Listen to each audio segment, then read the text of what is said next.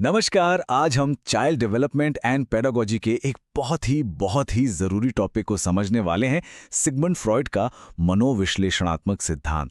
अब देखिए, सीटेट हो, टेट हो या कोई भी टीचिंग एग्जाम, ये एक ऐसा टॉपिक है जिससे सवाल लगभग हर बार आते ही आते हैं। तो इसे ध्यान से समझना हमारे लिए बेहद ज़रूरी है। तो आज के सफर में हम क्या-क्या देखने वाले हैं। सबसे पहले हम जानेंगे कि फ्रॉइड कौन थे।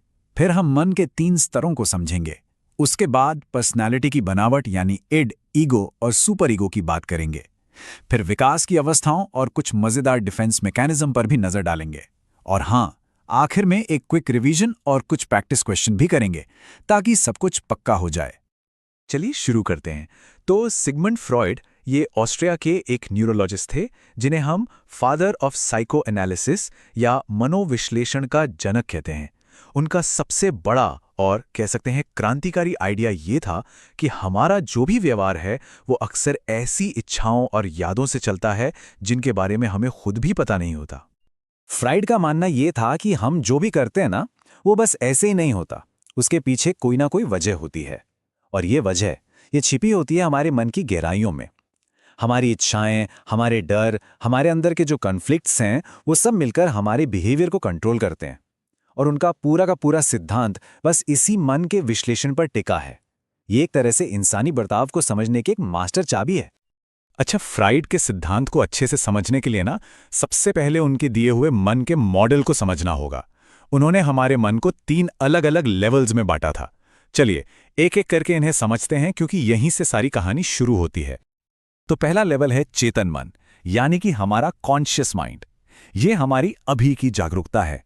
वो सारे विचार, वो सारे फीलिंग्स जिन पर हमारा ध्यान ठीक इसी पल है, जैसे अभी इस टॉपिक को देखना और मेरी बातों को समझना, ये सब हमारे चेतन मन में ही तो हो रहा है।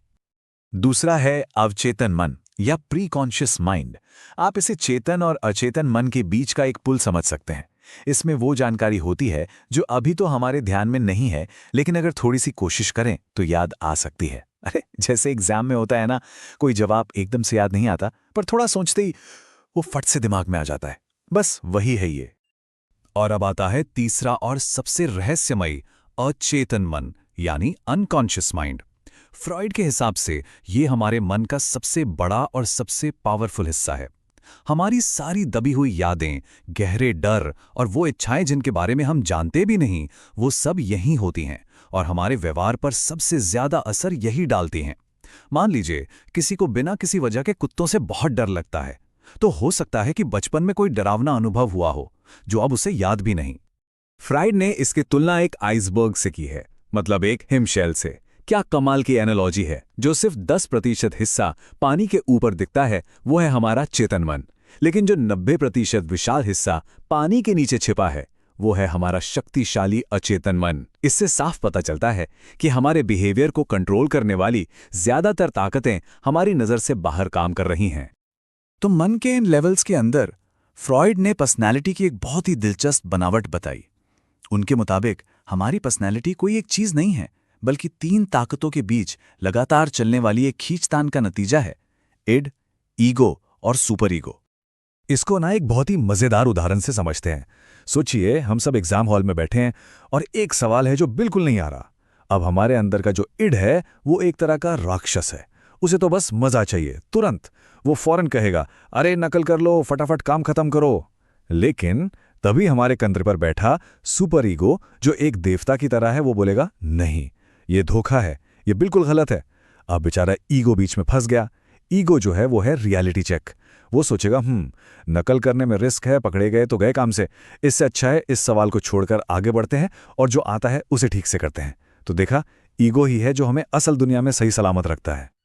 और हाँ, एग्जाम के लिए एक छोटी सी ट्रिक। इन तीनों को क्रम में याद रखने के लिए आप आइस शब्द याद रख सकते हैं। आई से इद, ई से ईगो और एस से सुपर ईगो। हाँ, मुझे पता है ईगो में सी नहीं होता, पर यह ट्रिक याद रखने में बहुत काम आती है। अब हम आते हैं फ्राइड के सबसे चर्चित और कह सकते हैं विवादास्पद सिद्धांतों में से एक पर, मनोलैंगिक विकास। फ्राइड का मानना था कि हमारा व्यक्तित्व बचपन की 5 खास अवस्थाओं से गुजरकर बनता है और हर अवस्था का फोकस शरीर के एक अलग सुख केंद्र पर होता है। तो पहली है ओरल स्टेज, जहां सारा सुख मुंह से मिलता है। अगर यहाँ कोई गड़बड़ हुई तो बड़े होकर स्मोकिंग या ज्यादा बोलने की आदत हो सकती है। दूसरी है एनल स्टेज, जहां बच्चा टॉयलेट ट्रेनिंग से कंट्रोल सीखता है। तीसरी और बहुत जरूरी फैलिक स्टेज। चौथी है लेटेंसी स्टेज, जहां ये सब भावनाएं शांत हो जाती हैं और बच्चा दोस्ती यारी सीखता है। और आखिरी है जेनिटल स्टेज, जिसमें यौन रुचियां मैच्योर होती हैं। अब ये जो फैलिक स्टेज है ना, इसमें दो बहुत ही महत्वपूर्ण कॉन्सेप्ट्स आते हैं, ओडिपस और इलेक्ट्रा कॉम्प्लेक्स। एग्जाम में इनसे बहुत सवाल पूछे जाते हैं। सीधी सी बात है, ओडिपस कॉम्प्लेक्स में लड़के का अपनी मां की तरफ एक अनकहा झुकाव होता है और वो अपने पिता को एक कॉम्पिटिटर की तरह देखता है। वहीं इलेक्ट्रा कॉम्प्लेक्स में लड़की का अपने पिता की तरफ झुकाव होता है और वो अपनी मां को एक प्रतिद्वंद्वी मानती है। अच्छा, तो जब इड की जाहिर इच्छाओं और सुपर ईगो के कड़े नियमों के बीच की लड़ाई बहुत ज्यादा बढ़ जाती है, तो ईगो पर बहुत स्ट्रेस और एंग्जाइटी आ जाती है। अब इस चिंता से बचने के लिए ईगो कुछ अनकॉन्शियस तरकीबें अपनाता है। इन्हीं को डिफेंस मैकेनिज्म या रक्षात्मक युक्तियां कहते हैं।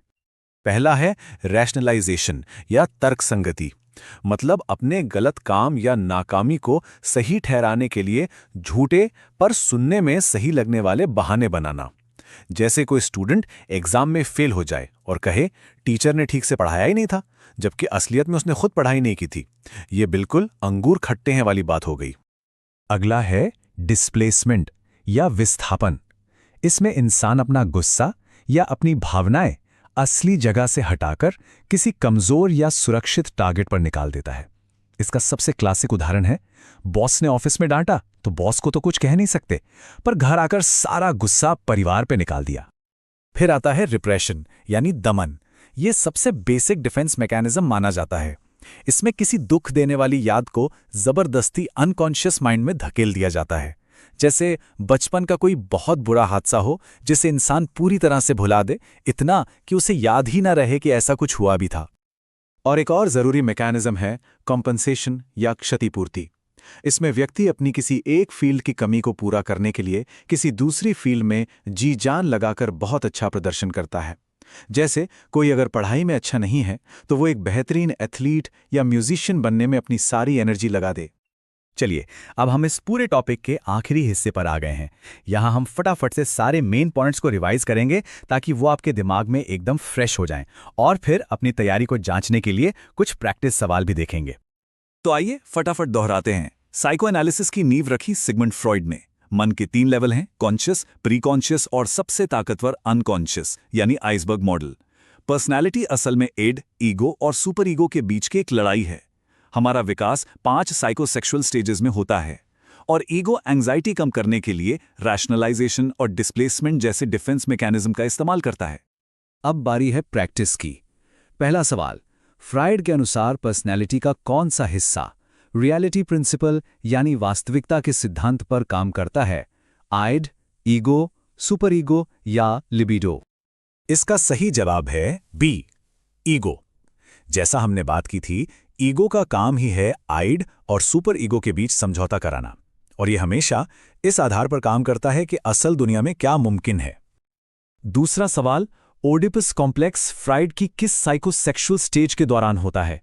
Oral stage, anal stage, phallic stage या जेनिटल स्टेज? और सही जवाब है सी, फैलिक स्टेज। बिल्कुल, हमने यही डिस्कस किया था कि फैलिक स्टेज जो करीब 3 से 6 साल की उम्र में होती है, उसी में ओडिपस और इलेक्ट्रा कॉम्प्लेक्स सामने आते हैं। तीसरा सवाल, एग्जाम में फेल होने पर टीचर को दोष देना, यह किस डिफेंस मैकेनिज्म का उदाहरण है? रिप्रेशन, डिस्प्लेसमेंट, प्रोजेक्शन या फिर रैशनलाइजेशन? एकदम सही। इसका जवाब है डी, रैशनलाइजेशन। इसमें व्यक्ति अपनी सेल्फ एस्टीम को बचाने के लिए अपनी गलती के लिए एक झूठा लेकिन तार्किक बहाना बनाता है। चौथा सवाल, फ्राइड ने मन की तुलना आइसबर्ग से क्यों की? क्या ये बताने के लिए कि मन ठंडा होता है, या ये कि मन की ज्यादातर प्रक्रियाएं अचेतन होती हैं, या कि मन ठोस होता है, या फिर ये कि विचार डूब सकते हैं? सही उत्तर है बी, कि मन की अधिकांश प्रक्रियाएं अचेतन हैं। आइसबर्ग की छोटी सी चोटी हमारा कॉन्शियस माइंड है, और पानी के नीचे का विशाल हिस्सा हमारा अनकॉन्शियस माइंड। और ये रहा हमारा आज का आखिरी सवाल, पर्सनालिटी का कौन सा हिस्सा जन्म से ही मौजूद होता है और सिर्फ तत्काल सुख पाने के लिए काम करता है? सुपर ईगो, इड या डिफेंस मैकेनिज्म?